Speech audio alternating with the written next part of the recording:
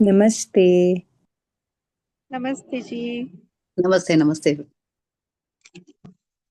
नमस्ते नमस्ते। चलिए चलिए, so important session again, Karma से रिलेटेड फैमिली कॉन्स्टलेशन। तो आप बुक पेन लेके बैठिए और आशा जी भी ज्वाइन कर रहे हैं। तब तक हम लोग प्रार्थना शुरू करते हैं। प्रार्थना मुद्रा, प्रार्थना भाव, कृतज्ञ भाव। गहरी लंबी सांसें लेकर प्रार्थना करेंगे।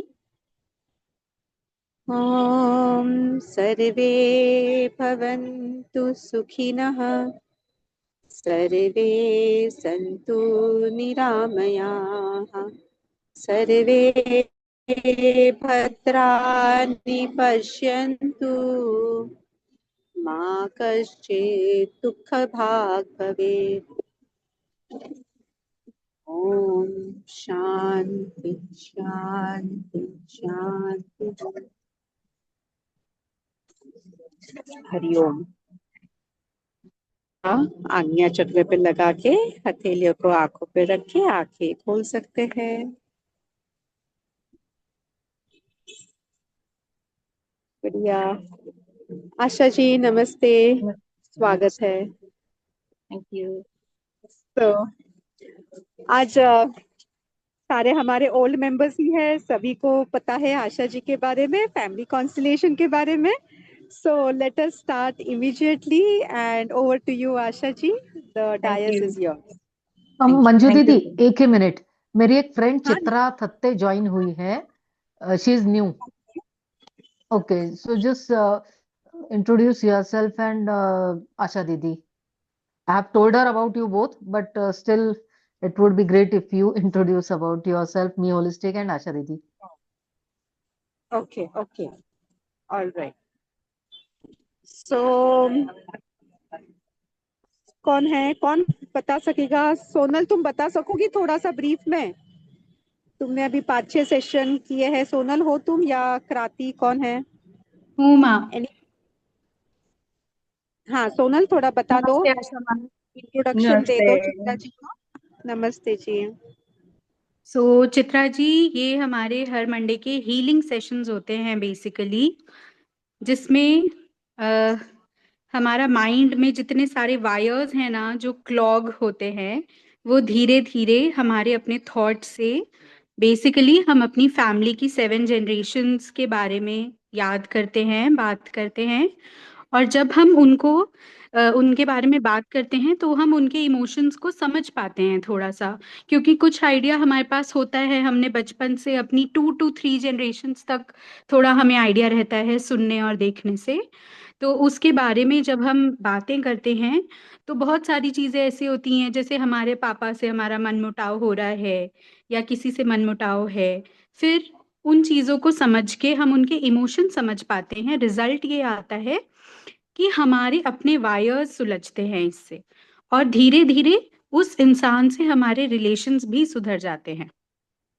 ये सिर्फ हमारे अपने बेनिफिट के लिए नहीं है, ऑफ कोर्स प्राइमरी बेनिफिट हमारा है, लेकिन धीरे धीरे हम इनसे अपनी पापा के दादा की अप टू दादा तक का, मेरे को पता है अप टू 2 जनरेशन्स तक हम ये रिलेशंस को सुलझा सकते हैं काफी हद तक।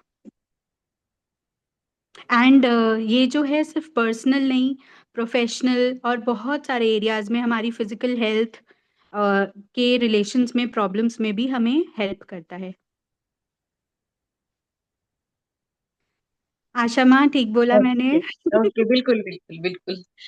बिल्कुल ठीक है। तो आई थिंक जिन्होंने आज पहली बार शुरू किया है देखना, उनके लिए पिछले जो भी अपने वीडियोस है, जो भी सेशंस हुए हैं, वो ऑलरेडी सेंटर के इस पे डाल दिए। मंजूश्री बताएंगी आपको एट द एंड। तो आप उसको वो थ्रू कर सकते हैं, तो आपको फैमिली कॉन्स्टलेशन क्या है ये समझ में आ जाएगा।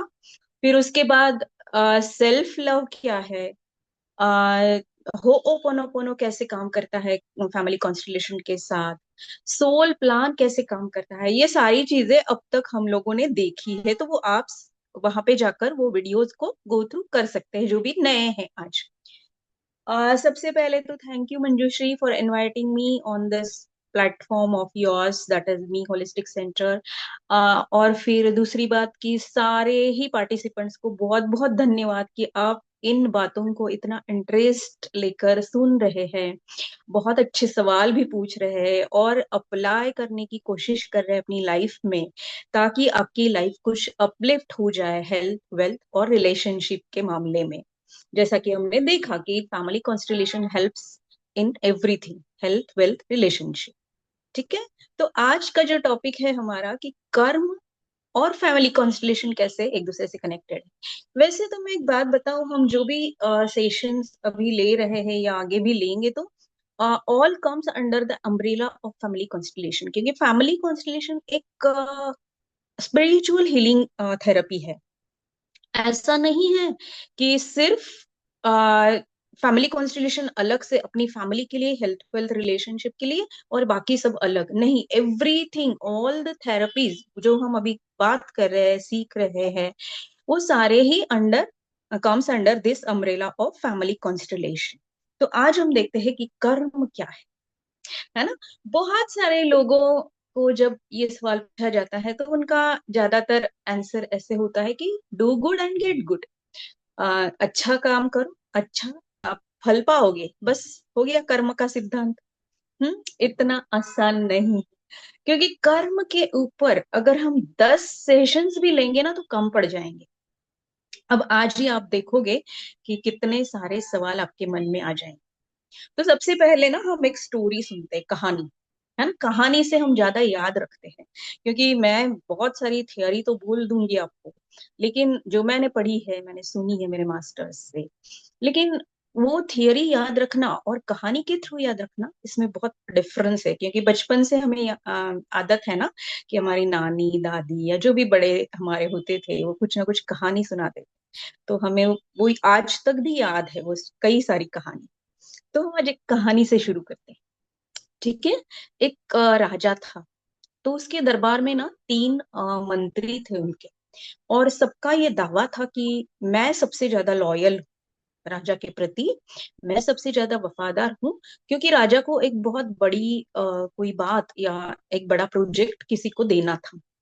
तो राजा फिर डिसाइड नहीं कर पा रहा था कि इनमें ये तो सारे ही लॉयल कह रहे हैं, है भी अच्छा काम करते भी है, लेकिन मैं अच्छे से उनकी टेस्ट लेकर ही डिसाइड करूंगा कि सबसे लॉयल कौन है और सबसे ज्यादातर एलिजिबल कौन है इस पर्टिकुलर प्रोजेक्ट के लिए। ठीक है, तो उन्होंने क्या कहा कि आप तीनों को मैं इस एक फ्रूट वाला बहुत घना सा ऐसे जंगल था वहां पे भेज रहा हूँ।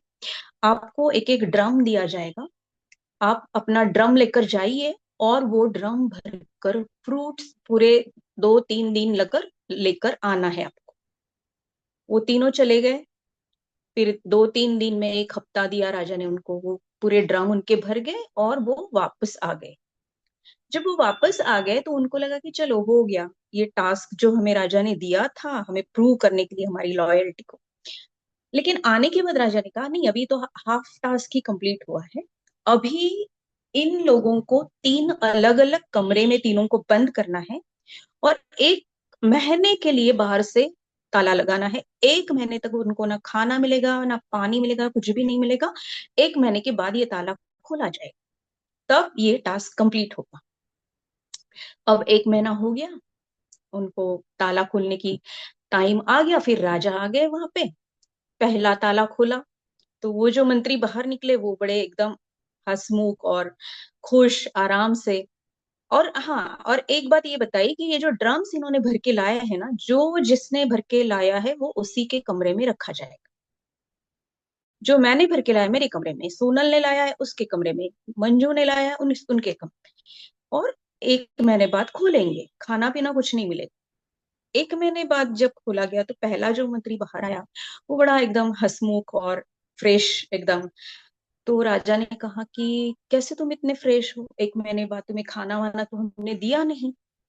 तो उन्होंने कहा कि आपने जो बताया था कि आपको ये ड्रम भरकर पूरे फल लाने हैं वहां से चुन चुन के, बहुत अच्छे फल है उस जंगल में, तो मैंने थोड़ा सा अपना दिमाग लगाया और मैंने सोचा कि जब मुझे ये काम करना ही है तो मैं और ज्यादा अच्छे तरीके से करूं। और मैंने क्या किया, जो कच्चे फल थे वो सबसे नीचे रखे, अध पके फल थे वो सेकंड पार्ट में रखे, और पूरे पके हुए फल एकदम ऊपरी सतह पर रख दिए। और मेरा पूरा ड्रम इस तरीके से मैंने भरा। जब आपने कहा कि इस ड्रम के साथ आपको रहना है, तो मैं पूरे महीने तक, क्योंकि पूरे महीने तक मैं फल वो खा सका, क्योंकि जब तक मैंने वो पके हुए फल खाए तब तक वो अध पके पक गए थे, जब तक वो मैंने खाए तब तक वो जो बिल्कुल कच्चे थे वो भी पक गए थे। तो मैं महीना भर, पूरा एक महीना ये सब खाकर आराम से जिंदा रहा, और आराम से मैं खुश रहा, और मुझे बहुत अच्छा लगा कि मैंने थोड़ा अपना दिमाग लगा के अच्छा काम किया, जो देखकर आप भी खुश हो जाएंगे। राजा ने कहा कि सही, बिल्कुल ठीक किया आपने। ठीक है, चलो दूसरे की चाबी खोलते हैं, दूसरे कमरे की।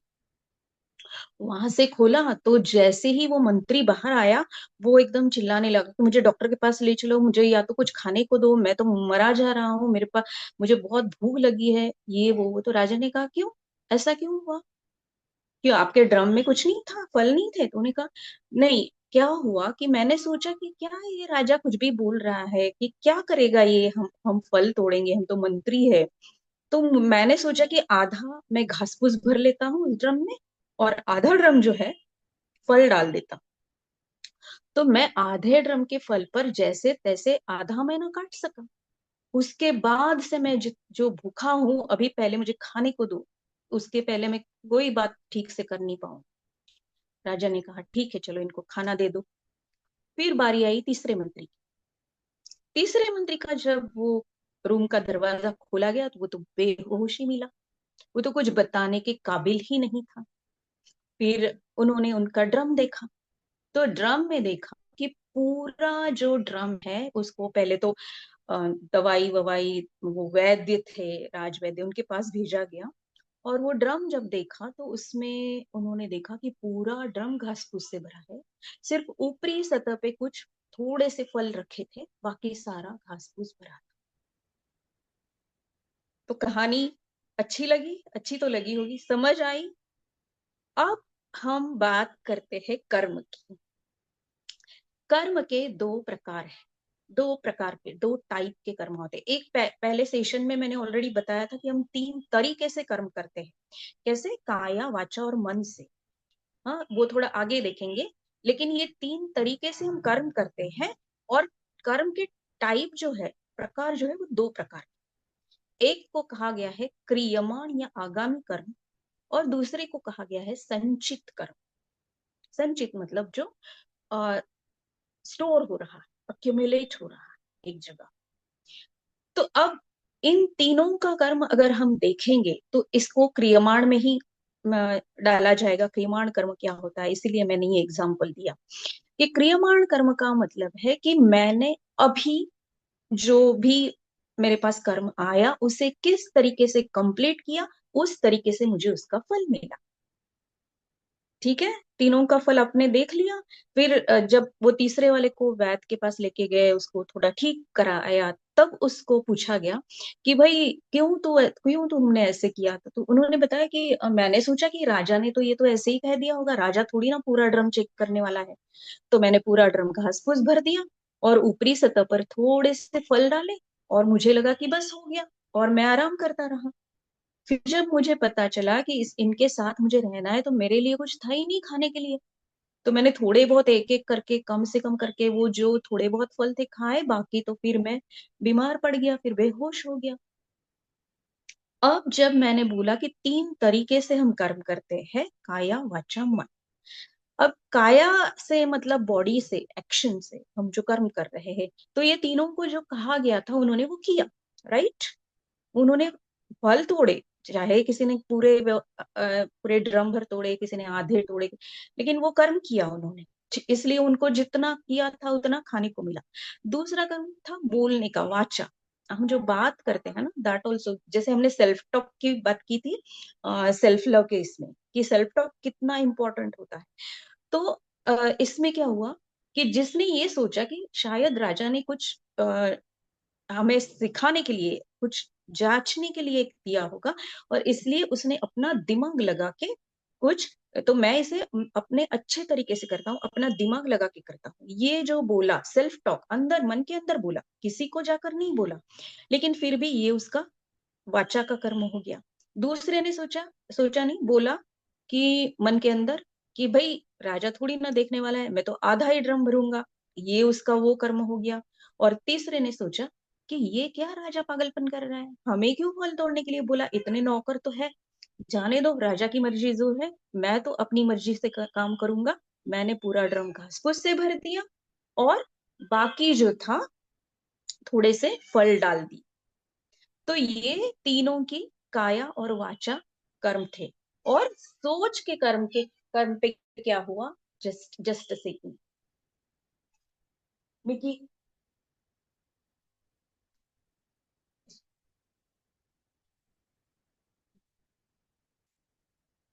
मिकी।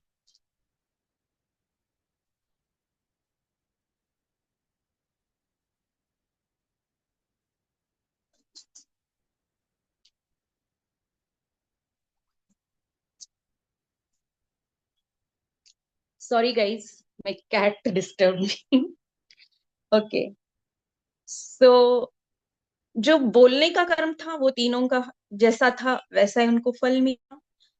तीसरा जो कर्म था सोचने का, सोचने के कर्म में क्या हुआ, जो पहला वाला था उसने सोचा कि मैं अच्छा काम करूंगा, कुछ कुछ भी काम दिया हो मेरे सामने, राजा ने कुछ भी, छोटा हो बड़ा हो कुछ भी हो, मैं अच्छे से इसे कंप्लीट करूं। दूसरे ने सोचा कि ये क्या राजा ने दिया है, मैं क्यों इतने ड्रम भर के फल इकट्ठा करूंगा, तो मैं तो आधा ही करूंगा।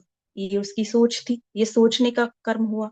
और तीसरे ने क्या सोचा, ये तो पागलपन है, इतने सारे नौकर होते हुए हमें क्यों ये बात बताई राजा ने। तो ये उसकी सोच थी, उसका फल उसको क्या मिला कि वो बेहोश हो गया, वो खुद ही सरवाइव नहीं कर पाया 1 महीने। ठीक है, तो आपको ये समझ में आ गया कि कोई भी कर्म हम ज्यादातर करते हैं तो ये तीनों तरीके, काया वाचा मन से वो होता है मैक्सिमम टाइम। बहुत ऐसे कम कर्म होते हैं कि जो हम सिर्फ एक ही तरीके, सिर्फ सोचने से, सिर्फ बोलने से, या सिर्फ एक्शन के लेवल पे करते हैं। जो एक्शन पे लेवल पे होता है ना, वो ज्यादातर ये तीनों लेवल पे होता है। और इसलिए हमें कभी कभी लगता है कि मैंने तो इतना कुछ बुरा नहीं किया है, लेकिन मैंने क्या बोला, मैंने क्या सोचा, जो कर्म मैंने किया है उसके बारे में, accordingly I get the fruit, उसके तरीके से मुझे उसका फल मिलता। तो जैसे हमने देखा कि 2 तरह के कर्म है, एक क्रियमाण यानी आगामी कर्म, और एक है संजीत कर्म।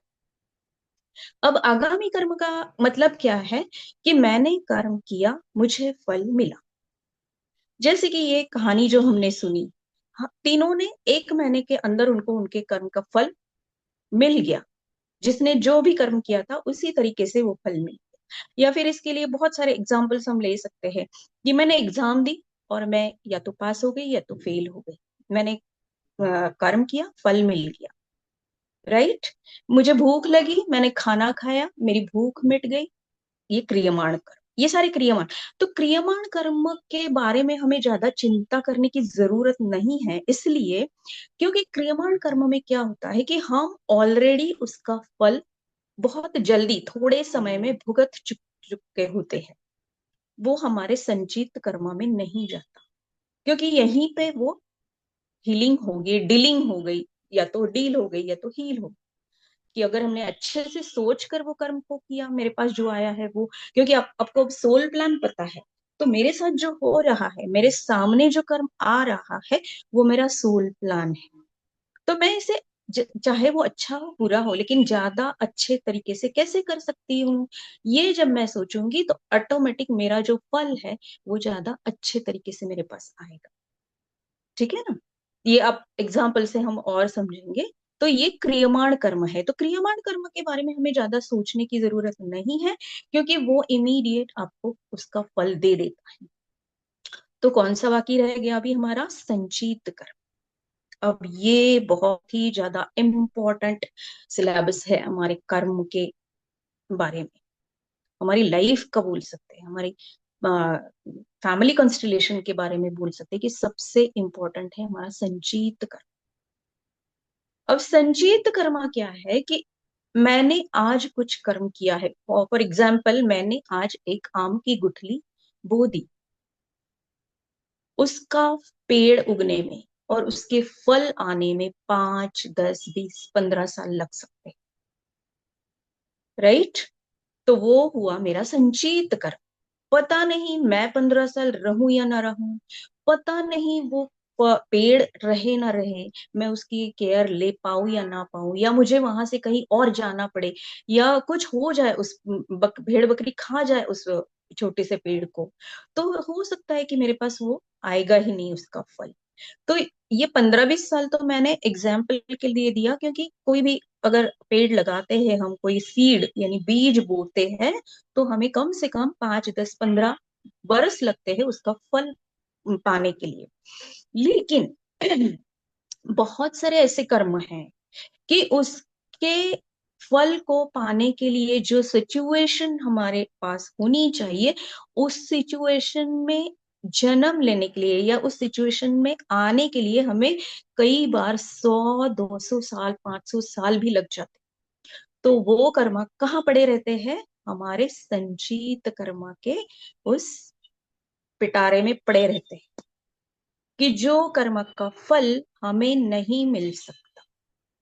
जैसे कि फॉर एग्जाम्पल अगर हम कहते हैं कि किसी ने, मान लीजिए कि बहुत किसी मास्टर की, गुरु की बहुत सेवा की, उस गुरु को नहीं पता था कि ये कौन लड़की है, क्या है, क्या उसका स्टेटस है, लेकिन उन्होंने उसे आशीर्वाद दे दिया कि भाई पुत्रवती भव।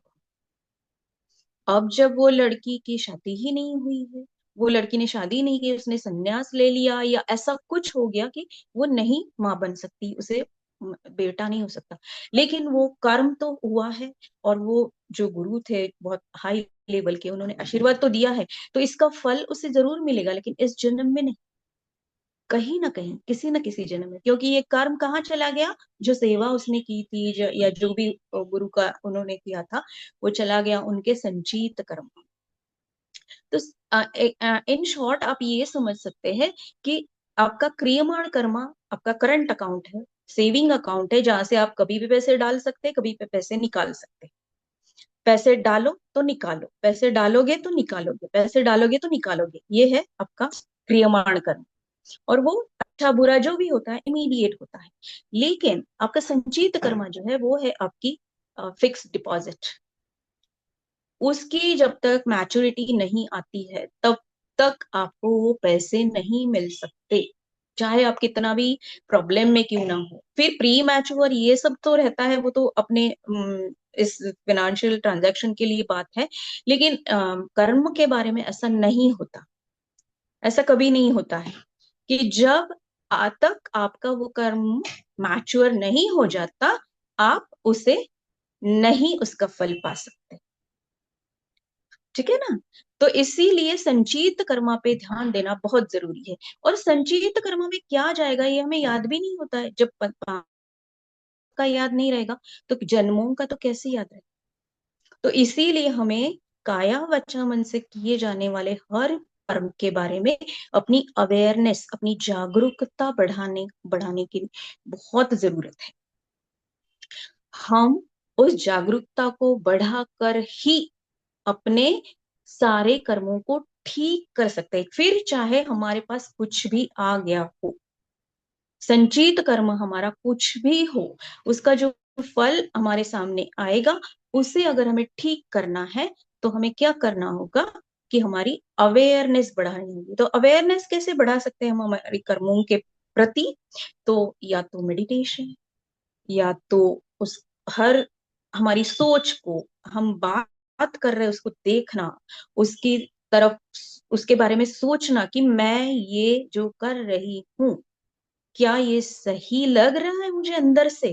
क्योंकि कई बार ऐसे होता है कि हमें अंदर पता होता है कि हम गलत कर रहे हैं, पर या तो सोशल पीयर प्रेशर होता है, या तो हमें खुद को कोई फेवर चाहिए, कोई फायदा चाहिए, इसलिए हम ऐसा करते हैं। कई सारे रीजंस हो सकते हैं। तो करेंगे तो वो तो संचित में चला जाएगा, और जब उसकी मैच्योरिटी आएगी तो उसे हमें देना पड़ेगा। जैसे कि फॉर एग्जाम्पल हम संचित कर्मा का एक छोटा सा एग्जाम्पल लेते हैं एक्चुअल लाइफ का, कि सपोज मैंने किसी से 5,000 रुपए, मान लीजिए कोई सोनल से 5,000 रुपए ले लिए उधार, और मैंने कहा कि मैं देती हूँ 1 महीने के बाद, अभी मेरे पास नहीं है, मुझे जरूरत है। सोनल ने कहा हाँ भाई ठीक है, मेरे पास है तो ले लीजिए। तो हमारा ये ट्रांजैक्शन कर्मा हो गया दोनों के बीच में। मैं देना मैंने देने की बात की थी, मैं देना चाहती थी, लेकिन ऐसा हुआ कि कई दिनों तक, कई सालों तक मेरे पास आए ही नहीं। और जब आए तो मैंने सोचा कि बहुत दिन हो गए, क्या फर्क पड़ता है, उसको तो जरूरत है नहीं, उसके पास ऑलरेडी है, नहीं दूंगी, वो तो भूल भी गई होंगी, तो मैं भी भूल जाती हूँ, क्यों दूं। और मैंने उसके पैसे नहीं लौटाए। ठीक है। अब जरूरी नहीं कि मैंने ये सफेद कपड़े पहनकर उससे कब पैसे लिए थे तो वही पहनकर मैं उसके पास जाऊं। अगले जन्म में क्या हुआ, मैं अपनी किसी गाड़ी को लेकर जा रही थी एक रास्ते से, मैं किसी भी जेंडर में हो सकती हूँ, जरूरी नहीं कि मैं तो आशा नहीं रही, अब आशा तो मर चुकी है, कोई और आ गया अगले जन्म में, यही सोल दूसरा जन्म लेके आ गया, लेकिन ये संचित कर्मा तो बाकी है, ये पेंडिंग है लोन। तो सोनल भी बहुत दूर जगह पे है, मैं भी बहुत दूर जगह पे हूँ, कोई हमारा कनेक्शन नहीं है, तो ये लोन फिटेगा कैसे, ये कर्मा क्लियर होगा कैसे। तो क्या हुआ कि मुझे ऐसे लगा कि चलो भाई हम घूमने जाते हैं अपनी कार लेकर कहीं हरिद्वार या किसी और ऐसी जगह पे जहाँ के पास कहीं सोनल ऑलरेडी रहती है, वो दूसरे रूप में। अब मैं भी नहीं पहचानती हूँ कि मैंने किससे पैसे लिए थे, वो कौन है आज की जिंदगी में, वो भी नहीं पहचानती है कि यही आशा है जो अभी शायद जेंट्स के भेस में आई है। और मैं अपनी गाड़ी से जा रही हूँ उस दूसरे जन्म में, 5,000 रुपए तो बाकी है, संचित कर्म है दोनों का, उसे लेने हैं, मुझे देने हैं। फिर अचानक क्या हुआ कि एक साइड में रास्ते में एक मोटरसाइकिल खड़ी थी और मेरी गाड़ी ने उसे टक्कर मार दी। तो वहां से वो आदमी भागते भागते आया, अब मुझे नहीं पता ये सोनल है, ये तो कोई और ही आदमी है। तो उसने बोला कि भाई साहब आपने टक्कर मारी है, ये सब टूट गया, शीशा टूट गया, ये हुआ वो हुआ, उसका मुझे खर्चा आएगा, 5,000 रुपए दे दीजिए। अब मुझे पता है कि ये इतना खर्चा नहीं है, 1,000 2,000 का खर्चा है, पर वो आदमी 5,000 रुपए मांग रहा है मेरे से, और मेरी गलती तो है कि मैंने टक्कर मार दी उसकी गाड़ी को। अब अगर मैं ये सोचती हूँ कि क्यों दूं, किस लिए दूं, मैं तो झगड़ा ही करूंगी, मैं तो नहीं ही दूंगी, तो मैं क्या कर रही हूँ, मेरा जो सोल प्लान के मुताबिक कर्मा था उससे मैं और कॉम्प्लेक्स कर रही हूँ। अगर मैं सोचती हूँ कि ठीक है चलो मेरे पास है, मेरी गलती भी हुई है, और टू व्हीलर वाला है बेचारा, तो उसको ठीक कराने के लिए हाथ में लेकर जाना पड़ेगा या मैकेनिक को लेकर आना पड़ेगा, या जो भी है, ठीक है दे देते हैं, क्या हुआ। अगर मैंने दे दिए तो मेरा संचित कर्मा क्या हो गया, हील हो गया, नील हो गया। लेकिन अगर मैंने सोचा कि ये तो ज्यादा पैसे मांग रहा है, क्योंकि हमें ये नहीं पता होता ना कि क्यों कोई हमसे, हम ये सोचने लगते हैं कि मुझे किसी ने फंसाया, मुझे डिच किया, मुझे तो कम पैसे वाली चीज ज्यादा में दे दी। जब से मैंने ये सीखा, मुझे ये पता चला, तो मैंने ये कहना शुरू कर दिया कि जब भी कोई मुझे बताता था कि अरे ये सूट तो मैंने इतने में लिया, तुम्हें इतना महंगा पड़ा, ये चीज मैंने इतने में ली, आपको इतनी महंगी पड़ी। तो मैंने कहा कि हाँ, क्योंकि मैं इसको इसी रेट में अफोर्ड कर सकती हूँ, इसलिए मुझे महंगी पड़ी। अब उन्हें कहाँ कर्मा का पूरा हिस्ट्री पढ़ाएंगे। मैंने कहा ठीक है, मुझे कोई उसमें बुरा नहीं लग रहा कि आपको 1,000 में मिला, मुझे 5,000 में मिला, ठीक है, मेरे पास थे 5,000 तो मुझे 5,000 मिले, क्योंकि मुझे पता है कि मेरा ये कर्मा ठीक हो गया, मेरा ये कर्मा नील हो गया, जो मुझे देना था किसी ना किसी को, तभी मेरे सामने वो चीज 5,000 का रूप लेकर आई, है ना। ये सोल प्लान है हमारा, इसलिए कर्मा उसके साथ कनेक्टेड है। और कर्मा हमारा इसीलिए भी कनेक्टेड है कि फैमिली कॉन्स्टलेशन में जो कि हम सोचते हैं कि 7 जनरेशंस, तो 7 जनरेशंस को, सारों को तो हम देख नहीं पाते हैं, लेकिन वो भी हमारा कर्मा ही है उनके साथ। तो जैसे जो हमें मिले हैं उनको एक्सेप्ट करना, ये हम संचित कर्मा को हील करने का सही रास्ता है। ठीक है। तो ये था बेसिकली कर्मा, क्रियमाण कर्मा, संचित कर्मा। पहले तो हमें क्रियमाण को भूल जाइए, संचित पे ध्यान दीजिए। संचित कर्म को अगर हम ठीक कर लेते हैं तो फिर हमारा क्रियमाण भी अपने आप ठीक होने लगता है। ठीक है, तो आई थिंक इतना ये टाइप्स और 3 तरीके कर्मा, ये डोज आज के लिए, एक दिन के लिए काफी है। अब मैं सवाल आपके लेना चाहूंगी ताकि आपको और क्लैरिटी आ जाए, अगर किसी को आशा जी, नहीं एक अच्छे से समझ मजाक में आ एक मजे की बात शेयर करती हूँ आशा जी। श्योर। आज हमारा जो दोपहर में 4 से 5 बजे न्यू ईयर न्यू मी प्रोग्राम था, हम्म। तो वो सेशन के बाद में सोनल ने आज एक बात बताई। और कोइंसिडेंस देखिए, आपकी और मेरी बात इसके बारे में कुछ हुई नहीं थी। आपने भी सोनल को ही चूज किया और उसे उसका एग्जाम्पल भी आपने ये दिया, और उसने शाम को जो बताया वो आपसे शेयर करती हूँ। तो वो जब आ रही थी, लौट रही थी हॉस्पिटल से घर, तब 4 बजे के जस्ट पहले हाँ हाँ। उसकी, वो गाड़ी में बैठी थी, उसकी और एक मोटरसाइकिल वाले की आज एक्सीडेंट हुआ था। ओके। और और वो मुझे बोल रही थी कि मुझे तो गुस्सा आ गया। तो हम लोग जो सेशन ले रहे थे, गुस्से के ऊपर बात कर रहे थे, और वो सेशन के बारे में वो उसके माताजी से शेयर करती थी, तो उसकी माताजी को गुस्सा नहीं आया, और उसकी माताजी उसको बोल रही थी कि तुम इतना सेशन कर रही हो तो तुम्हें गुस्सा कैसे आ गया। और वही इंसिडेंस कोइंसिडेंटली आपको ये पता नहीं देखो था, और आपने देखी देखो अभी लिया। देखो, मुझे कुछ भी नहीं पता था क्योंकि मंजू की मेरी आज बात भी नहीं हुई थी। लेकिन इसका मतलब ये है कि गुस्सा आया, ठीक है, क्योंकि वो अंदर है तो आया। लेकिन इमीडिएटली ये ध्यान में आना चाहिए कि ये कुछ तो भी गलत हो रहा है ना। अगर आपको आपका कर्मा ठीक करना है तो गुस्सा आएगा, आएगा, क्योंकि वो है तो आएगा। ऐसा नहीं हो सकता कि वो अंदर है लेकिन ऊपर नहीं आएगा, क्योंकि फिर अगेन ऐसा करोगे तो अंदर है, ऊपर नहीं लाना है, और उसे रिलीज भी नहीं कर पा रहे हैं, तो आप फिर डायबिटीज क्रिएट करोगे अपनी बॉडी में, क्योंकि suppressed anger is diabetic. Right ठीक राइट।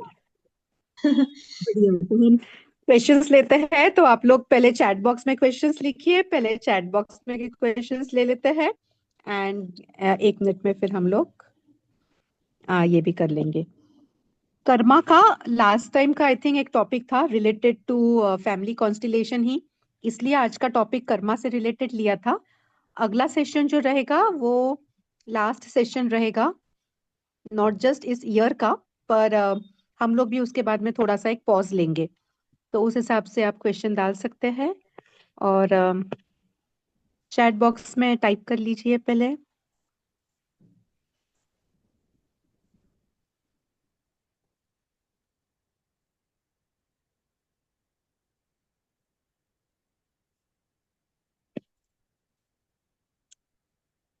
यस, तो वंदना जी बोल रहे हैं Asha ji, so hmm. There is no cheating in life, it is because of sanchit karma. Pardon. Vandana ji कह रहे हैं there is no cheating in life, हमें हम्म। लगता है कि हम्म। किसी ने चीट किया, पर राइट। ऐसा होता ही नहीं है, it is because of right. Sanchit karma, is that right, right? ये हमने होपनोपनो में देखा था कि जो यूनिवर्सल लॉज है उसमें से एक सबसे इंपॉर्टेंट लॉ है law of cause and effect. Law of cause and hmm effect यानी कारण और परिणाम का नियम। तो इसका मतलब ही, इस लॉ का मतलब ही यह है कि जो हमारे साथ हो रहा है, या फिर हमने सोल प्लान भी देखा है कि हमारे साथ जो हो रहा है, हमने चूज किया है कौन से मेरे संचित कर्मा में लेके जाऊं। तो जो भी हो रहा है ना, वो चीटिंग नहीं है कि भगवान ने मुझे ये नहीं दिया, वो नहीं दिया, इसको नहीं।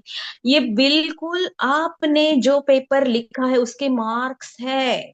मैं 50% लिख कर आई हूं तो मुझे 80% कभी भी नहीं मिल सकते। यहाँ पे नो कॉपी।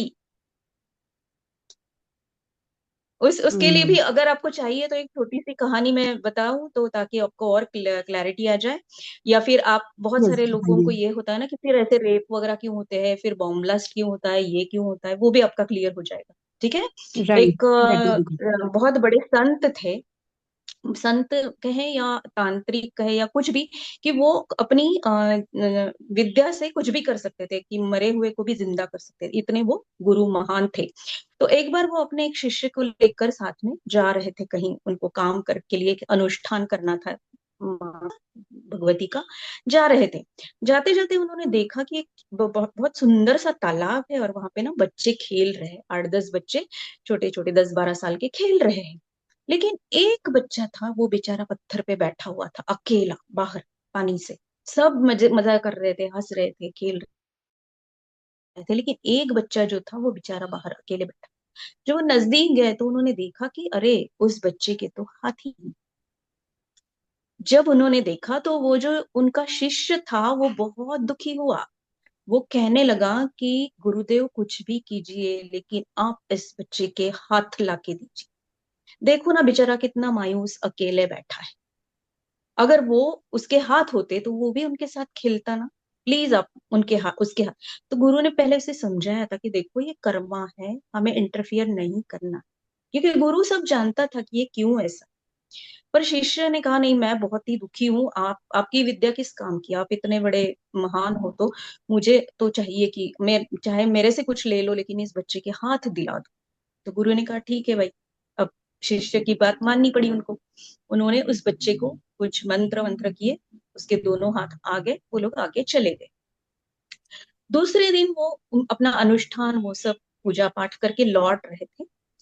तब उन्होंने देखा, दोनों गुरु शिष्य, तब उन्होंने देखा कि अरे, आज तो पानी में सिर्फ दो ही लोग हैं और सारे बच्चे पत्थर पे बैठे हुए हैं।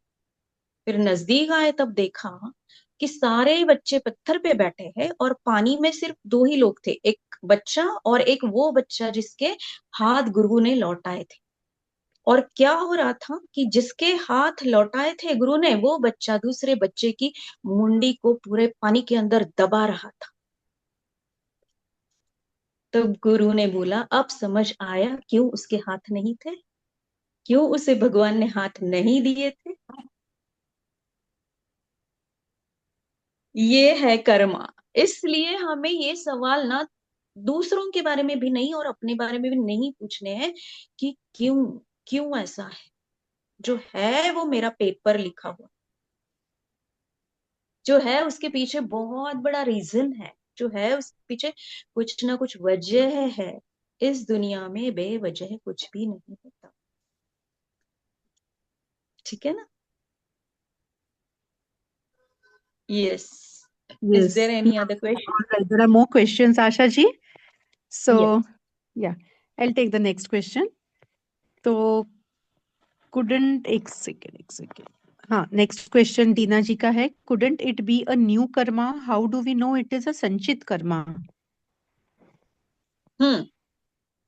अभी न्यू कर्मा और संचित कर्मा, संचित कर्मा मतलब क्या है ना कि जो मेरे पास आ रहा है, मेरे जीवन में ये दुख है, मेरे जीवन में ये दर्द है, मेरे जीवन में ये हो रहा है, ये जो पहली बार जो आया मेरे पास, सपोज एक एग्जांपल लेते हैं कि मुझे किसी को भी नी पेन हो रहा है, जो पहली बार वो मेरे पास आया ना, वो मेरा संचित कर्मा था।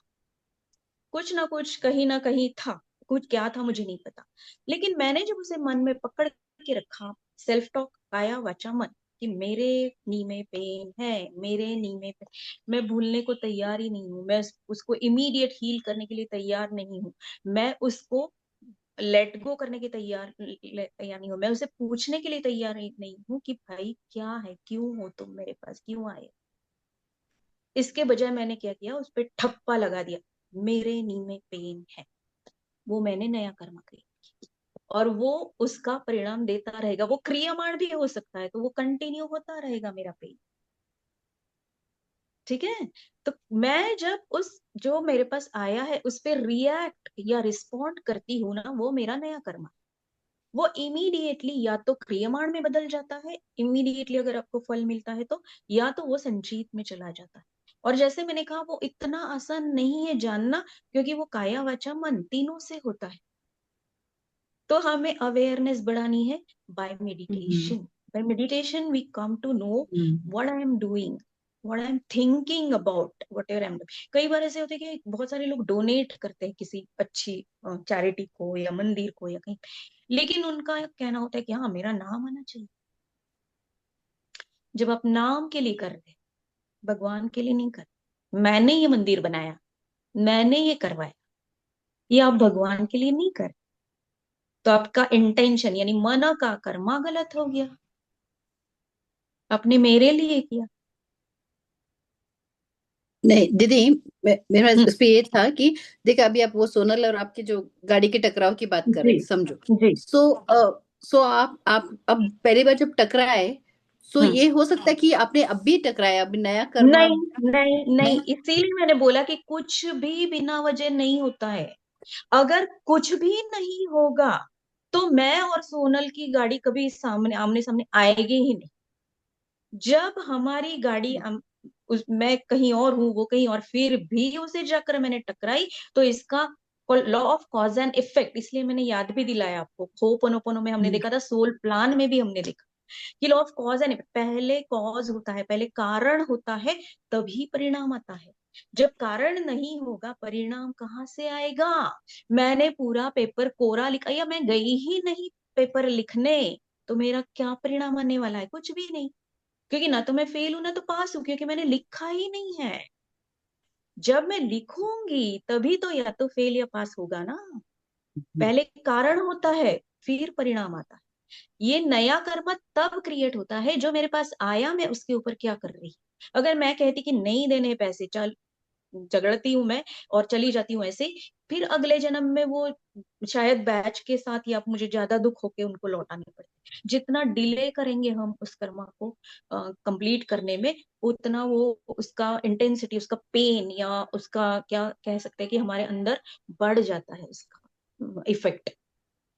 तो जब भी हम नया रियलाइज कर्मा करते कि नहीं, सॉरी, वो नया या कर्मा नहीं हो सकता। जब भी हमको सामने वाला चीट कर रहा है या हमको पता भी चल रहा है या फिर जो भी है, तो we have to let go. We have to वो लेट। हमारे पैसे लेकर जा रहा है, हमको पता है तो भी हमको या लेट गो तो करना हम है, उसे राइट? समझा सकते हैं, हम उसे अगर अर्ग्यू कर सकते हैं, बात कर सकते हैं, समझा सकते हैं, वो सब हम कर सकते हैं, क्योंकि हमें नहीं पता ना एक्चुअली क्या हुआ है। लेकिन उसके बावजूद भी हमने उस पर केस करा, हमने उसको समझाया, हमने उससे बात की, मीटिंग की, सब हुआ, लेकिन फिर भी वो नहीं दे रहा है, तो ये आपका संचित कर्मा है। और ये अगर आप नहीं समझते हो, तो ये वापस आपको, और शायद हो सकता है शायद और भी पैसे होंगे देने, फिर चलता ही रहेगा। और ये इस तरीके से आप उसको बांध रहे हो अपने साथ, उस पर्सन को। हम्म। जब छोड़ोगे बहुत या से बार ये आपको इवन जब पास्ट लाइफ रिग्रेशन जब करते हैं उसमें भी कभी कभी दिख जाता है आपको, और जो यस, पर्सनल फैमिली कॉन्स्टिलेशन भी आप लेते हैं तब भी इसमें ये भी पता चीजें आपको चलता है। महसूस होती है। हाँ, तब भी वो एग्जैक्टली। आपको इंट्यूशन या अलग आपको पता चल जाता है। और बिल्कुल। पर्सनल जो एडवांस लेवल पे फैमिली कॉन्स्टिलेशन करते हैं उसमें एक टॉपिक ले सकते हैं, जैसे अगर किसी का हेल्थ प्रॉब्लम है तो या फर्स्ट तो पैसों बेसिक का होता है। प्रॉब्लम है। हाँ, समझ लो पैसों का है या हेल्थ का है तो वो भी क्यों आया है, या एक आधा रिलेशनशिप का प्रॉब्लम है तो वो भी क्यों आया है, तो वो भी सब क्लैरिटी ऐसे ये आ जाती है इसमें। तो again very thin line again between the two, but वो एक और बहुत अच्छा तरीका है जानने का कि आप उस तरीके से भी ले सकते हैं। यस, एंड एक बहुत ही बढ़िया क्वेश्चन आया है अजिता जी का, श्योर। कि संचित कर्मा क्लियर कैसे करें, ये प्लीज बताएं। हम्म। संचित कर्मा क्लियर करने के लिए जो भी मेरे सामने आ रहा है, जैसा कि अभी मैंने इनको भी बताया, पूनम जी को या दीना जी को, कि जो मेरे सामने आ रहा है ना, मैं उसे मुझ में ये समझ आनी चाहिए कि ये मेरा सोल प्लान है। क्योंकि सोल प्लान के टाइम पे भी हमने बताया था कि ये मेरे पास ऐसे ही नहीं आया है कि चलो इसको सताते हैं, भगवान को लगा इसको सताते हैं। ये मेरा सोल प्लान है, मैंने चूज किया है, अभी मुझे याद नहीं है, तो मेरे पास आया, कुछ तो भी गलत है, मुझे नहीं अच्छा लग रहा है। लेकिन फिर भी इसका मतलब ये नहीं कि, सपोज एक एग्जांपल लेते हैं कि मेरी एक रिलेशनशिप है, वो उसमें मुझे बहुत टॉर्चर हो रहा, ठीक है, तो मुझे पता तो चलना चाहिए कि ये मेरा सोल प्लान है, इस बंदे के साथ मैंने कुछ गलत किया था, अब वो मुझे लौटा रहा है। लेकिन जरूरी नहीं कि आपको वो भुगतना ही चाहिए। आप उससे दूर हटकर भी उससे माइंड लेवल पे हील कर सकते हो। होपनोपनो, होपनोपनो का भी हमने इसीलिए लिया था इस सीरीज में स्पेसिफिकली, कि आपके पास टूल है कि आप दूर हो जाओ, फिजिकली दूर हो जाओ, और आप उनको होपनोपनो करते रहो, ताकि जो भी नेगेटिव कर्मा आप क्रिएट करके आए जो आपका कॉज है, कॉज, उसको आप हील कर सकते हो, संजीत कर, उसको आप हील कर सकते हो, ताकि वो आगे ना बढ़े और अगले जन्म में फिर से एक विक्टिम परपेट्रेटर, वैसे ही चेन चलती रहती है। इस जन्म में मैं विक्टिम हूँ, अगले जन्म में वो चलता ही रहेगा। अगर मैंने सोनम के पैसे नहीं दिए होते तो झगड़ा होता, फिर किसी ना किसी जन्म में वापस वापस वापस चलता ही रहेगा।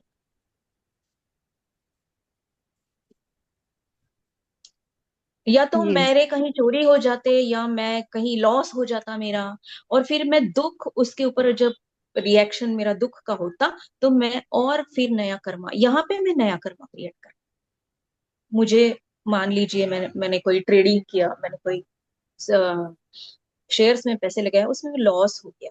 अगर मैं अपने आप को, इसलिए सेल्फ टॉक का मैंने जो जिक्र किया था सेल्फ लव में, वो इसलिए जरूरी था कि अगर मैंने अपने आप को नहीं समझाया कि चलो ये मेरा कोई कर्जा था उतर गया, let us move on now, तब तक मैं उससे हील नहीं कर सकती, तब तक वो अगेन चेन बढ़ता ही रहता है। और कई जन्मों तक हम लेकर आए हैं। जैसा मैंने कहा कि हम, हमारी फैमिलीज, हमारे सिबलिंग्स यानी हमारे भाई बहन रिश्तेदार सब हम लेकर आए हैं, बहुत जन्मों से चला आ रहा है हमारा ये कर्म का रिश्ता। राइट। सो आई थिंक ये आज बहुत ही बढ़िया टॉपिक था। आज दोपहर में हमने इसकी बात की तो बहुत क्लैरिटी आई होगी सभी को। और अगेन एक नेक्स्ट क्वेश्चन अभी हम्म। नीता जी का एक बहुत अच्छा क्वेश्चन है। सो नीता जी सेइंग, नमस्ते आशा दीदी, आपने बहुत ही खूबी से कर्म का सिद्धांत बताया है। मुझे ये जानना था कि जब हम किसी व्यवहार में बार्गेनिंग करते हैं या हम्म। कोई निगोशिएशन करते हैं हम्म। तो वो सही हम्म। है या नहीं है? देखो, अगर आपको लगता है कि मुझे ये चीज इस कीमत में मिलनी चाहिए अंदर से, हाँ अंदर से, लेकिन अगर आपको लगता है कि यार ये इसकी एक्चुअल कीमत तो वो जो बता रहा है ना वो सही है, तब आपको बार्गेनिंग नहीं करनी चाहिए। मतलब अगर आप स्पिरिचुअलिटी पे चलना चाहते हो तो अब नॉर्मल पर्सन के हिसाब से तो ठीक है, फिर आपको कहीं ना कहीं भुगतना पड़ेगा।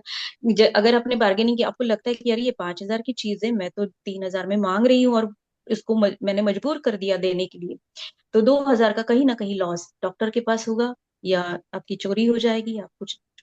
देखो ये पैसों की कीमत ना आपको तब पता चलती है जब आप आसानी से दूसरों को देना शुरू कर देते हैं। कि अगर ये मेरे से मांग रहे हैं तो इतना, ये मत सोचना कभी, हम पैसों के लिए भी यानी फाइनेंस या प्रॉस्पेरिटी के भी एक सेशन करेंगे, ऐसे 8-10 सेशन होंगे उस पे, कि ये कभी मत सोचना कि मैंने दिए तो मैं कम हो गई या मेरे पास कम हो गए। हमेशा ये सोचना कि मैं जब दे रही हूँ इसको 5,000, तो मेरे पास 10,000 आ जाएंगे, कहीं से भी आ जाएंगे। हम ये ना, मुझे इसी से लेने, ये हमारा काम नहीं है, पैसे कहीं से भी आ जाएंगे। कोई हमारा पास्ट कर्मा जैसे देने का होता है वैसे लेने का भी होता है, तो वहां से वो आ जाएंगे हमारे पास। तो नेवर थिंक कि, मतलब मैं जब से ये मैंने कर्म का सिद्धांत सीखा है, मैं कभी बार्गेनिंग नहीं, क्योंकि मुझे पता है कि ये मेरा उस व्यक्ति के साथ का कर्मा है, लेट मी क्लियर। और मैं आपको बताऊं, उससे कई ज्यादा पैसे कहीं और से आते रहते हैं हमेशा। आपकी समझ जैसे बढ़ती जाएगी ना, आपका अवेयरनेस बढ़ेगा ना, तो आप अपने आप ऑटो मोड पे चले जाओगे कि मेरे पास जो कर्मा आ रहा है, मुझे जो करना है, मैं कैसे करूं। अगर आप नॉर्मल लाइफ जिंदगी में, और आपको स्पिरिचुअलिटी पे ज्यादा ध्यान नहीं देना है, देन इट्स ओके फाइन, कि मुझे, मेरे पास ये बजट है तो मुझे इसमें लेना है तो मैं बार्गेनिंग करके लूंगी, okay fine. But nothing is free in this universe, कुछ भी फ्री नहीं है, वक्त भी फ्री नहीं मिलता है, लिमिटेड, मतलब आपको कुछ ना कुछ देना पड़ता है, एनर्जी एक्सचेंज जिसको हम बोलते हैं। तो हम फ्री का एक टॉपिक ही अपने दिमाग से रिलीज कर देना कि मुझे देना पड़ रहा है, चलो मेरा लोन कम हो गया, मेरे पास आ रहा है, मैंने कुछ किसी को दिया था, वो मेरे पास वापस आ रहा है, it is as simple as. शायद यहाँ पे मी होलिस्टिक सेंटर पे ये सत्र फ्री मिल रहा है, पर वो भी वैसे देखो फ्री नहीं है, आप आपका समय दे रहे हैं। और यस। उसी के साथ में आपके ये अमूल्य समय के साथ में आप लोग जुड़े हैं, आप लोगों को जोड़ते हैं, एंड कुछ लोग वॉलंटरी डोनेशन करते हैं, जो भी एनर्जी एक्सचेंज होता है वो भी करते हैं। सो अगेन, या और फिर जितना जैसे, हम देते हैं हाँ वही आता हाँ, है जैसे वापस से। लोग पूछते हैं कि फिर आप थेरेपी का एनर्जी एक्सचेंज क्यों लेते हो, क्योंकि नहीं लिया तो हाँ। मुझे अगले जन्म में आना पड़ेगा आपसे कुछ ना कुछ लेने के लिए। जो हम्म। टाइम, जो नॉलेज, जो हीलिंग मैंने आपको दिया है, जो समझ मैं आपको दे रही हूँ, तो मुझे नहीं आना है। यस। तो उसे मैं इसमें आशा क्रियमाण जी बना ये रही भी हूँ। आप क्लियर कर सकते हैं कि जैसे रेकी हीलर्स होते हैं और वो जो हीलिंग करते हैं, तो वो भी जैसे दूसरे के कर्मा को जो काट रहे हैं, तो उसके बदले में वो एनर्जी एक्सचेंज अगर नहीं करे तो उन पर वो आ जाता है। तो वो आप यस, मे बी क्लियर कर दे सबको। Yes, yes. Energy exchange is very important. इसको आप ना पैसा करके मत पूछिए, क्योंकि पुराने जमाने में ऐसा था कि गुरु से कोई भी ज्ञान आपको लेना है, अगर छोटी सी भी चीज सीखनी है, तो आपको उनके घर जाके रहना पड़ता था, उनकी सेवा करनी पड़ती थी, उनके घर की लकड़ी काटो, पानी भरो, खाना बनाओ, या जो भी गुरु कहे वो काम करो, खेती उनकी देखो, करना पड़ता था। तब जब गुरु को टाइम मिलता था वो आपको सिखाता था। अब ये पॉसिबल नहीं है, क्योंकि यहाँ पे इट इज, हमारे पास जगह ही नहीं है इतनी, हम किसी को इतना अकोमोडेट नहीं कर सकते, और हमें इन सारे कामों की जरूरत नहीं है। तो हमारा एनर्जी एक्सचेंज किस रूप में आ गया? मनी के रूप, है ना। इसलिए वो एनर्जी एक्सचेंज उसको बोला गया है। आप उसे मनी के रूप में मत देखिए, क्योंकि मनी पे हम शायद एक कोर्स भी डिसाइड कर रहे हैं, देखते हैं कैसे होता है। तो वो भी 8 8 आवर्स का वगैरह होगा, जिसमें सारी मनी से रिलेटेड आपकी जो इश्यूज है क्लियर हो जाए, कि एनर्जी हम्म। एक्सचेंज एक कुछ भी आपको फ्री में नहीं मिलता। क्योंकि जैसे आप हम्म। ये सुन रहे हैं, आप अगर कहोगी तो फिर ये क्यों प्रेम, तो आप कहीं ना कहीं किसी ना किसी को, और किसी को लेकर आते हो, मेरे लिए कुछ विश करते हो कि थैंक यू सो मच, कुछ ग्रेटिट्यूड देते हो, ब्लेसिंग्स देते हो, वेल विश करते हो, तो दैट इज कमिंग टू मी।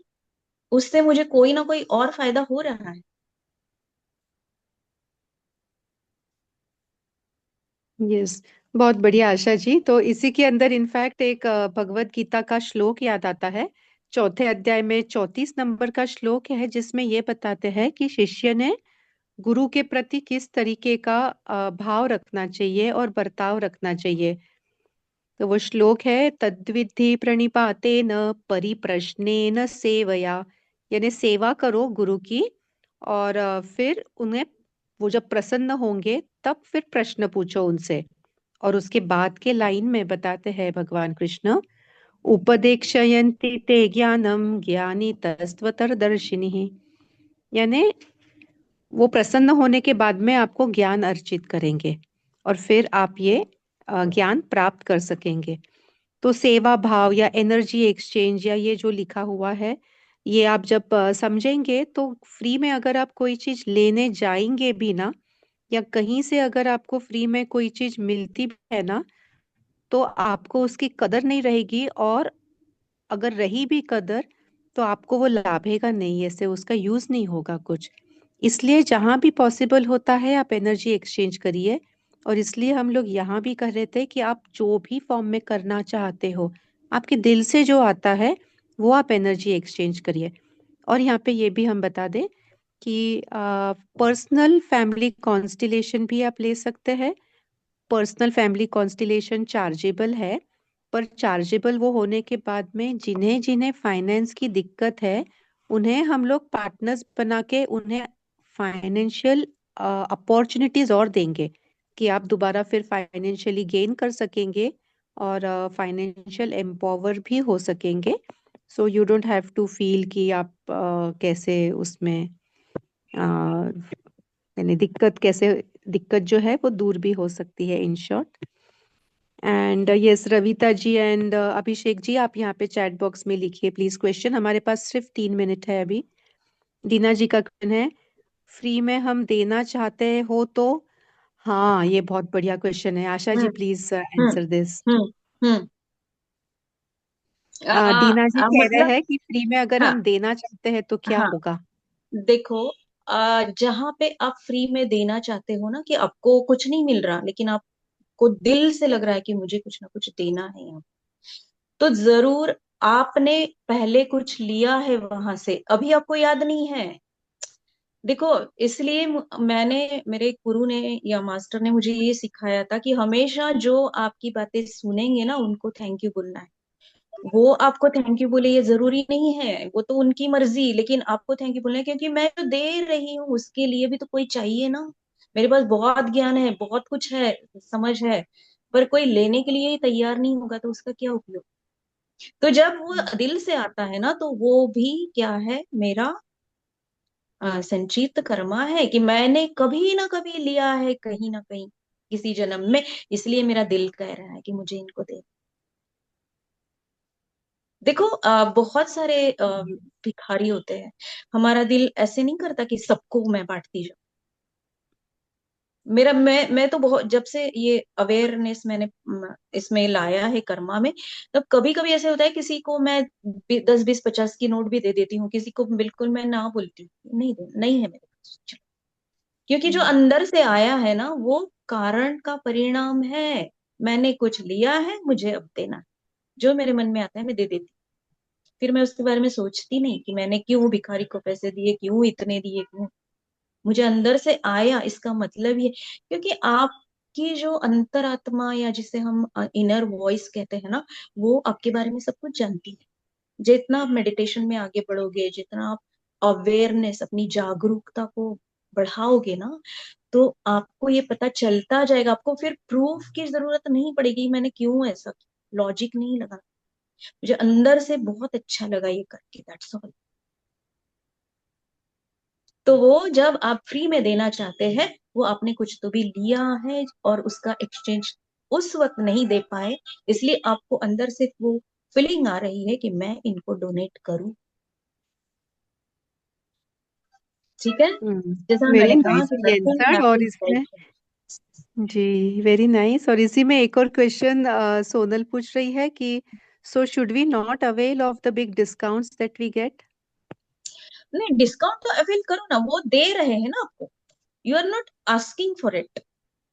वो दे रहे हैं, सामने वाले खुशी से दे रहे हैं, तो आपको लेना है। लेकिन अगर वो नहीं, आप बार्गेनिंग भी कर सकते हो, जैसा कि नीता ने पूछा था। लेकिन आपने बोला कि मुझे ये 5,000 की चीज आप 2,500 में या 3,000 में दे दो, अगर वो तैयार हो गया, तो इसका मतलब है विन विन सिचुएशन। मतलब उसने भी उतने ही देने थे, उतने ही लेने थे आपसे, आपको उतने ही देने थे। लेकिन वो तैयार नहीं है, लेकिन आपका मन तो उस चीज पे आ गया है। आपको, आप छोड़ के नहीं जाना चाहते हो कि मुझे तो ये लेनी ही चीज है, मुझे तो चाहिए ही। तो उस वक्त आपको ये सोचना है कि ये मेरा गिविंग बाकी था, उसे देना है, क्योंकि ये चीज पे मेरा मन क्यों आया इतना।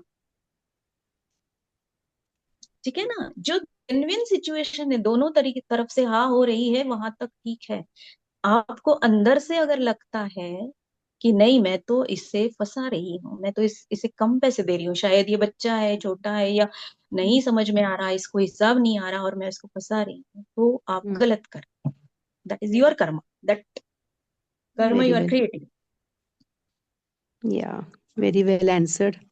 इसी के साथ में रविता जी का प्रश्न है, काफी मिलता जुलता, कि वो कहते हैं मेरा प्रश्न है कि अकॉर्डिंग टू कर्मा थियरी हम्म हम अपना संचित कर्म पर कैसे काम करें और अपने हम्म प्रेजेंट के कर्म को कैसे चेंज करें या अपनाएं? हम्म पहली पहली हम्म। बात तो जैसा मैंने कहा कि एक्सेप्टेंस। मेरे लाइफ में ये गलत रिलेशनशिप आ गई है, या ये दुख आ गया है, ये प्रॉब्लम आ गई है, फर्स्ट एक्सेप्ट इट कि ये मैंने चुना है, ये मेरा सोल प्लान है। तो ये मुझे क्या सिखाने आए। फॉर एग्जाम्पल, अगर हम वो एग्जाम्पल लेते हैं, क्योंकि अभी मैंने ऐसे एक केस पे काम किया था कि मेरा ऑटिस्टिक चाइल्ड है मेरे जिंदगी में। तो मैं अगर रोती रहूं कि क्या ये मेरा ही क्यों ऐसा, मेरे ही नसीब में ये क्या हुआ है, तो मैं नया कर्मा क्रिएट कर रही हूँ और अपना जो सोल प्लान लेकर आई हूँ उसे बढ़ा रही हूँ और कॉम्प्लेक्स कर। लेकिन जब मुझे ये पता है कि ये मेरा सोल प्लान है, जब मेरी जिंदगी में ऐसा कुछ आया है ना, तो मेरा सोल प्लान है। तो ये प्लान मुझे क्या सिखाना चाहता है कि अच्छा, स्मार्ट, होशियार, बहुत बढ़िया बच्चा, उससे तो कोई भी प्यार करेगा, माँ क्या, हर दुनिया प्यार करेगी, लेकिन एक ऐसे बच्चे को भी मुझे प्यार करना सीखना है। इसीलिए शायद ये मेरे पास आए। जब मैं इस तरीके से अपना व्यू चेंज करना है आपको, बाकी कुछ नहीं। आपको एक्चुअली कुछ बहुत करना है ऐसा कुछ नहीं है। आपके तरफ आई हुई चीजों की तरफ आपका व्यू चेंज कीजिए कि क्या लेसन लेकर आया है ये चीज मेरे पास। फिर वो रिलेशनशिप हो, हेल्थ हो या वेल्थ हो, वो लेसन जैसे ही आप सीख जाते हो आप उसमें से बाहर आ जाते हो। कुछ भी जादू होगा, मिरेकल होगा, वो जादू नहीं है एक्चुअली, लेकिन आपको ऐसे लगता है तो आप उसमें से बाहर आ जाती हो। जैसे मैंने कहा कि जिस बंदे ने एक्सेप्ट कर लिया कि ठीक है, मैंने गरीबी देखनी थी इसलिए मैं गरीब फैमिली में पैदा हुआ, लेकिन जरूरी नहीं कि ये वक्त हमेशा ऐसे ही रहे। तो बच्चा आगे जाकर एक छोटा सा एग्जाम्पल हमारा बहुत बड़ा है कि कर लो दुनिया मुट्ठी में वाले कहाँ से कहाँ तक पहुंच गए, है ना। तो आप यस। एक्सेप्ट करो और लेसन सीखने की कोशिश करो कि क्या है मेरा लेसन, और वो आपको ही पता चल सकता है। आपको अपने मेडिटेशन अवेयरनेस से ही पता करना है। आप पूछते रहिए, ऐसा कभी नहीं होता कि आपने पूछा और आपको जवाब नहीं मिला। हाँ, लेकिन ऐसा नहीं है कि जैसे हम बात कर रहे हैं आपने पूछा और तुरंत जवाब मिल गया। वक्त लगेगा, क्योंकि आपको उससे कनेक्ट होने में अपने अंतर्मन के साथ थोड़ी प्रैक्टिस करनी पड़ेगी, लेकिन जवाब जरूर मिलता है। इसीलिए आप ही अपने गुरु हो। इसीलिए गौतम बुद्धा ने कहा था कि अपदीपो भव, अपने अंदर के गुरु को जगाओ, प्रकाश को जगाओ, जलाओ, आपको सब पता चल जाएगा। Very nice. आज के हमारे ये दोनों का भी चक्र इसी से रिलेटेड था, and I think it was easy for everyone to connect to both things. I hope it was helpful for everyone. सबको ये इसका लाभ हुआ होगा ऐसी मैं आशा करती हूँ। आशा जी के सेशन से भी आपको बहुत ज्यादा लाभ होता है, हमेशा आप बताते रहते हो। और हमने शाम को जो एक बात की थी, अभी के सेशन के बाद आपको क्लैरिटी आएगी, इसलिए मैं 1 मिनट लेके बताती हूँ। हम देख रहे थे पतंजलि योग सूत्र में बताया है कि एक ही मेजर कारण है आपके जीवन में अज्ञानता के पीछे, वो है अज्ञान। और यही जो आज अभी आशा जी ने आपको क्लैरिटी दी है, आपके सोल प्लान से रिलेटेड लास्ट सेशन में दिया था, उसके पहले वो हुपोनोपोनो का किया था, और आज ये जो कर्म रिलेटेड बताया गया है, सबके अंदर देखिए क्लैरिटी आपको आ रही है कि आपको ये ज्ञान ही नहीं था। जैसे वो सोनल के गाड़ी का एक्सीडेंट का लेते हैं कि हो सकता है पिछले जन्म में कुछ किया होगा ना, तो वापस से वो लौट के आया है।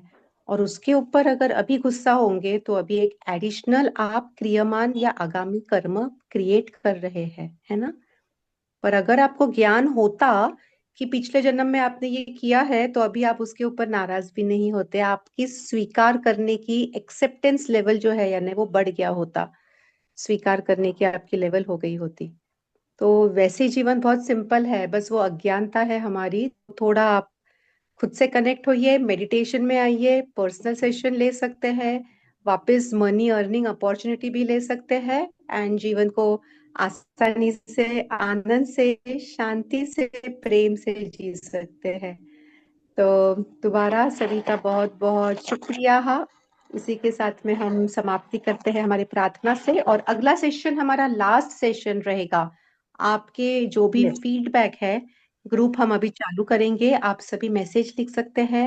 अगला टॉपिक कौन सा चाहिए फैमिली कॉन्स्टिलेशन के साथ में जो रिलेटेड है, इसको आप पोस्ट करिए, जिसको मैक्सिमम वोट मिलेंगे वो हम रखेंगे नेक्स्ट सेशन, जो कि लास्ट सेशन रहेगा। अभी उसके बाद एक ब्रेक लेंगे, और ब्रेक के बाद कभी तो मिलेंगे वापस, ठीक है। सो माँ, सेशन फिनिश होने से पहले जस्ट आज का जो सेशन है, क्या उससे हम ये सीखते हैं एक छोटा समरी में कि जो भी सिचुएशन आ रही है लाइफ में उसको हम बस आराम से एक्सेप्ट कर लें और उस पे कोई क्वेश्चन मार्क ना लगाएं? नहीं, बिल्कुल क्वेश्चन नहीं। मार्क नहीं लगाना है, ऐसे नहीं। क्वेश्चन मार्क लगाने के बगैर आप ये समझो वो क्वेश्चन है, That is your question. Now you have to think about what can be the best answer for this question. समझे ना, कि मैं इसे रिस्पॉन्ड कैसे करूं, रिएक्ट ना करूं. और रिएक्शन और रिस्पॉन्ड में बहुत डिफरेंस होता है. रिस्पॉन्ड जब हम करते हैं ना तो सोच के समझ के करते हैं. रिएक्शन जो होती है वो इमीडिएट होती है कि हाँ आपने मुझे गाली दी, मैं भी दे दूंगी, ये रिएक्शन है. लेकिन आपने मुझे गाली दी, क्यों दी होगी, फिर ये बाद में जो होगा वो रिस्पॉन्ड है. तो रिस्पॉन्ड करना है ना. पहले तो एक्सेप्ट करना है, फिर रिस्पॉन्ड करना है. तो आप नए कर्मा नहीं बनाओगे, पुराने कर्मा क्लियर होते जाएंगे. या फिर नए कर्मा बनाओगे भी तो वो अच्छे वाले बनाओगे, ताकि आपके पास उसके पॉजिटिव फ्रूट्स आते रहे. है ना. ठीक है. ठीक है. Very well thank you. Said.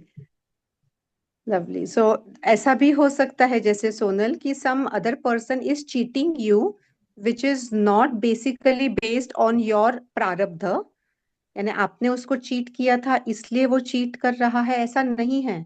नया कुछ अगर वो स्टार्ट कर रहा है तो वो आपने करने देना है या नहीं करने देना है, वो आपके ऊपर निर्भर करता है. और ये जब आप आपके हायर लेवल ऑफ कॉन्शियसनेस से ऑपरेट करेंगे, आपको पता चल जाएगा कि ये आपका पिछला संचित कर्म है या ये उस इंसान का भी नया आगामी कर्म हो रहा है.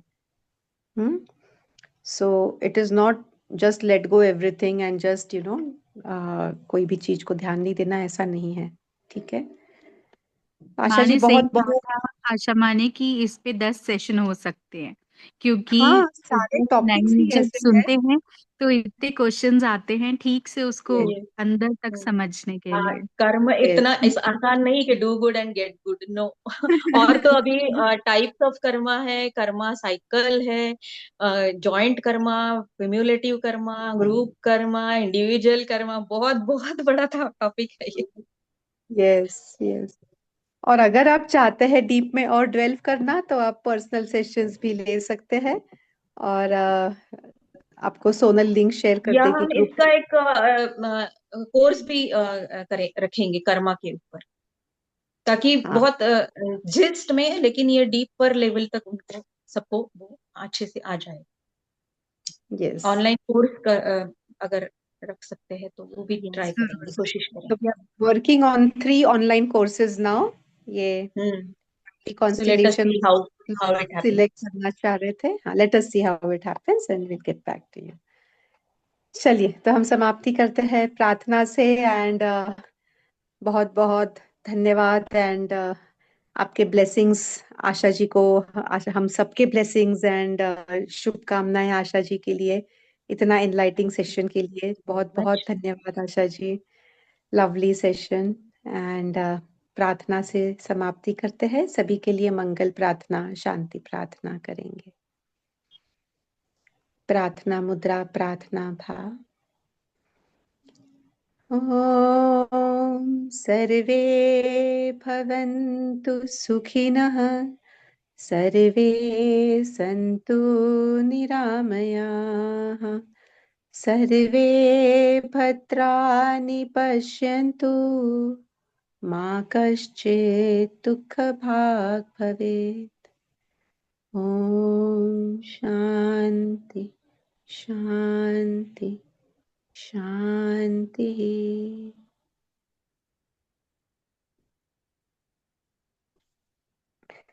हरि ओम.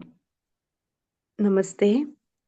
शुभ रात्रि सभी को. बहुत बहुत धन्यवाद. नमस्ते.